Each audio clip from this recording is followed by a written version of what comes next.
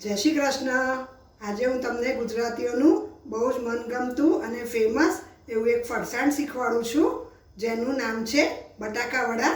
જેના માટે જોઈશે બાફેલા બટાકા, મીઠું, ભૂરું ખાંડ, ગરમ મસાલો, આદુ, લીલા મરચાં, લીમડાના પત્તા, લસણ ખાતા હોય તો લસણ, લીંબુ, કોથમીર, હળદર, જીરું, રાઈ, લાલ મરચું, હિંગ અને બેસણ બનાવવા માટે ચણાનો લોટ। તો ચલો હવે આપણે બટાકા વડા બનાવવાનું શરૂ કરીશું। સૌપ્રથમ આપણે બટાકા વડા માટેનું બેસણ તૈયાર કરીશું। જેના માટે મેં ચણાનો લોટ લીધેલો છે। એમાં જરૂર મુજબનું મીઠું નાખીશું, થોડીક હળદર નાખીશું, લાલ મરચું નાખીશું અને થોડીક હિંગ નાખીશું। હવે આ બધું મિક્સ કરી અને થોડું થોડું પાણી નાખી અને એનું બેસણ બનાવીશું। જો બધો મસાલો મિક્સ થઈ ગયો છે, હવે આપણે થોડું થોડું પાણી નાખીશું।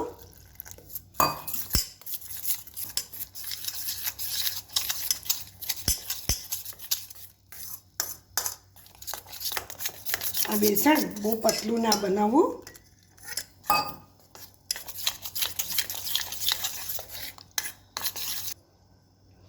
જો આ બેસણ બહુ જાડું નહીં અને પાતળું નહીં એવું બનાવવું।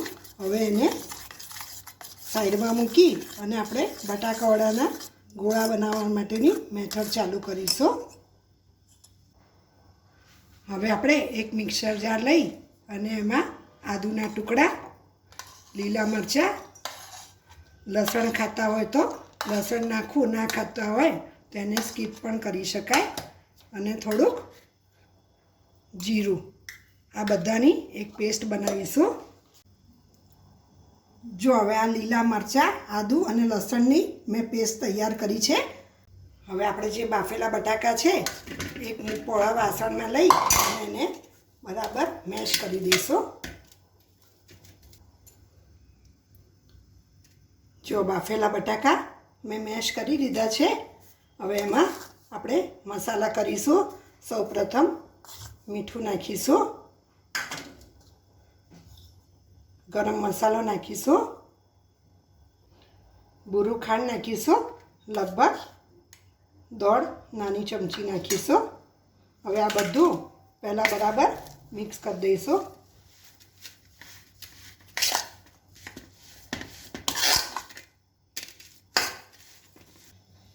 એક વઘાર્યું લઈ અને તેલ મૂકી અને ગેસ સ્ટાર્ટ કરીશું।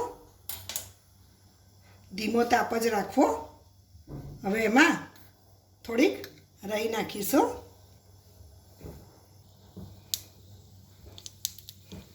જો આ રાઈ તતડી ગઈ છે એટલે સૌપ્રથમ આપણે થોડીક હિંગ નાખીશું,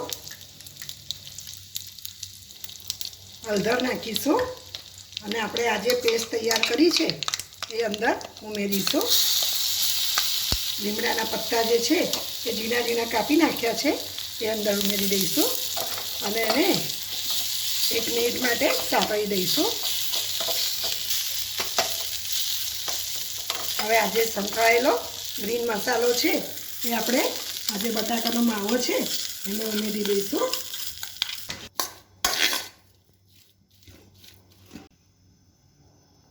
હવે એમાં આપણે લીંબુનો રસ ઉમેરીશું।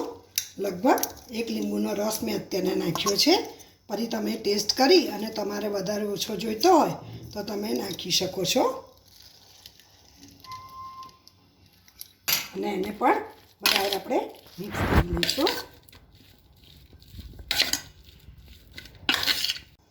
હવે લાસ્ટમાં આપણે જે કોથમીર સમારેલી છે એ ધોઈને રાખી છે એ આપણે અંદર ઉમેરી દઈશું અને બધો જ માવો બરાબર મિક્સ કરી દઈશું।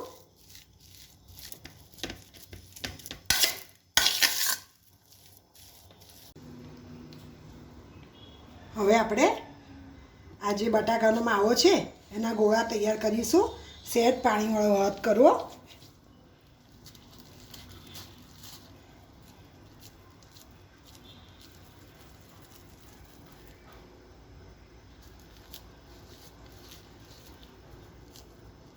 પાણીવાળો હાથ કરીશું તો હાથમાં બિલકુલ ચોંટશે નહીં.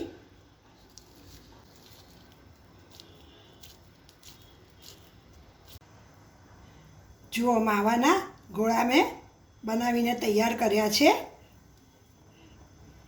તમે પાણીવાળો હાથ કરશો તો એકદમ સ્મૂથ ગોળા પણ થશે અને બિલકુલ હાથમાં ચોંટશે પણ નહીં. હવે આપણે એના બટાકાવડા ઉતારવાનું શરૂ કરીશું. હવે આપણે એક કઢાઈમાં તેલ લઈ અને ગેસ ચાલુ કરી અને તેલને ગરમ થવા દઈશું. હવે ધીમો તાપ રાખી અને આપણે બટાકાના ગોળા આપણે બેસણમાં રગદોળી અને બટાકાવડા ઉતારવાનું શરૂ કરીશું.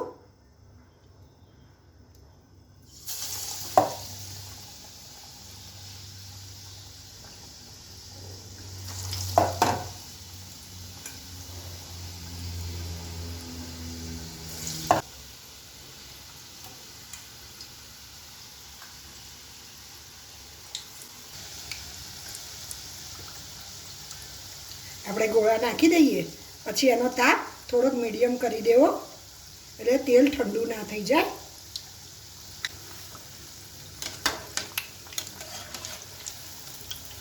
થોડાક તળાય એટલે એની સાઈડ ફેરવી દેવી.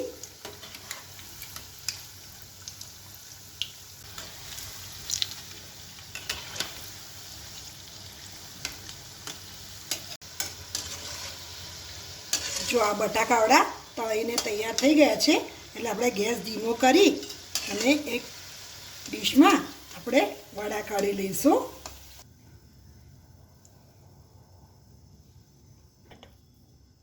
એવી જ રીતના બાકીના બીજા વડા પણ આપણે ઉતારી લઈશું.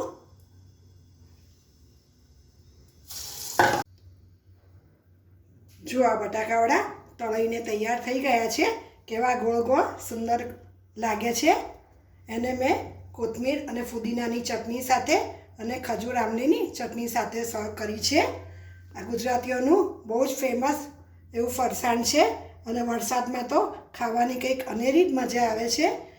જો તમને મારો આ વિડીયો ગમ્યો હોય તો ચોક્કસ એને લાઈક કરજો, શેર કરજો અને મારી ચેનલને સબસ્ક્રાઈબ કરવાનું બિલકુલ ભૂલશો નહીં.